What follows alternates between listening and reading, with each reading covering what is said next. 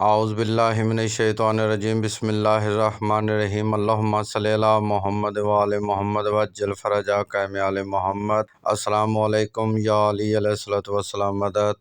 پیغمبر اسلام صلی اللہ علیہ وآلہ وسلم کا اسلام مخالف 5 مختلف مذاہب کے گروہوں سے مناظرہ، جن میں سے ہر گروہ 5 افراد پر مشتمل تھا۔ مجموعی طور پر 25 افراد تھے جنہوں نے آپس میں یہ طے کیا کہ پیغمبر اسلام صلی اللہ علیہ وآلہ وسلم کی خدمت میں پہنچ کر مناظرہ کیا جائے۔ یہ 5 گروہ مدینہ طیبہ میں پیغمبر اکرم صلی اللہ علیہ وآلہ وسلم کے پاس آئے اور آپ کے اطراف میں بیٹھ گئے۔ پیغمبر اکرم صلی اللہ علیہ وآلہ وسلم نے بڑی خوش اخلاقی سے انہیں بحث شروع کرنے کی اجازت دی۔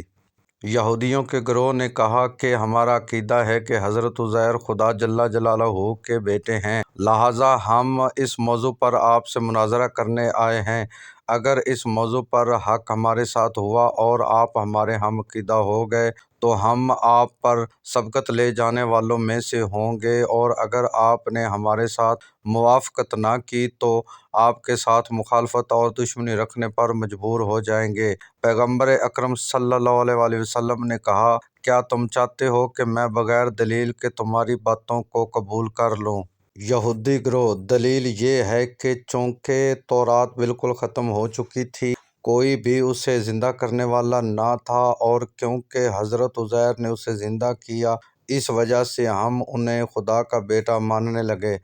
پیغمبر اکرم صلی اللہ علیہ وآلہ وسلم: اگر حضرت عزیر کو خدا جل جلالہ کا بیٹا ماننے کے لیے تم لوگوں کے پاس یہی دلیل ہے تو حضرت موسیٰ اس کے زیادہ مستحق ہیں، اس لیے کہ وہ تورات کو لانے والے ہیں اور صاحب معجزات بھی ہیں، ایسے معجزات جن کا اعتراف آپ لوگ بھی کرتے ہیں۔ تو پھر کیوں تم لوگ حضرت موسیٰ کے بارے میں ایسا نہیں کہتے جن کا مقام ان سے بھی اعلیٰ تھا؟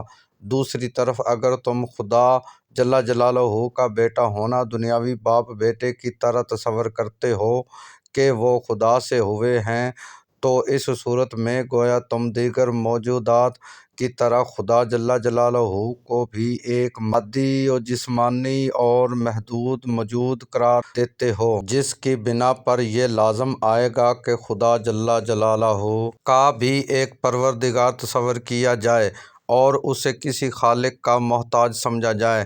یہودی گروہ: ہمارا مقصد حضرت عزیر کے خدا کے بیٹے ہونے کا وہ نہیں ہے جو آپ نے فرمایا ہے، کیونکہ اس طرح کہنا سراسر کفر اور جہالت ہے، بلکہ ہمارا مقصد فقط ان کی شرافت و احترام ہے، جس طرح ہمارے بعض علماء اپنے ممتاز شاگردوں کو اپنا بیٹا کہتے ہیں۔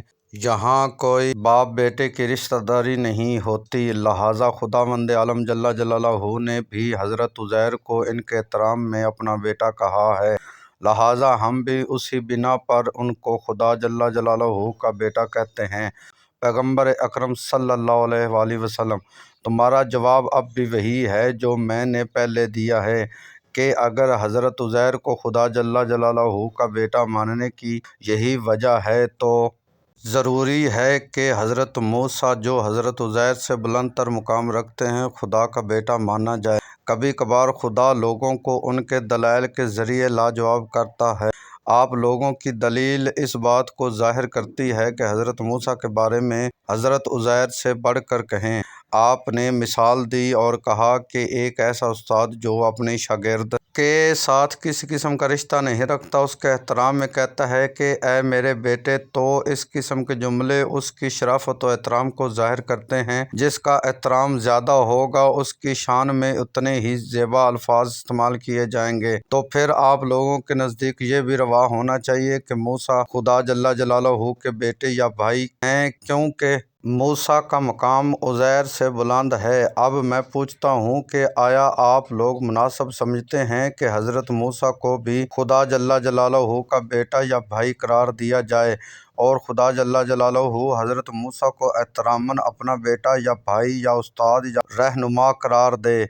یہودی جواب نہ دے سکے اور حیران و پریشانی کے عالم میں کہنے لگے، ہمیں اتنی مہلت دیں کہ ہم تحقیق کریں۔ پیغمبر اکرم صلی اللہ علیہ وآلہ وسلم، اگر آپ لوگ اس مسئلے میں خالص و پاک دل اور انصاف کے ساتھ غور و فکر کریں تو خدا جل جلالہ ضرور حقیقت کی جانب آپ کی رہنمائی کرے گا۔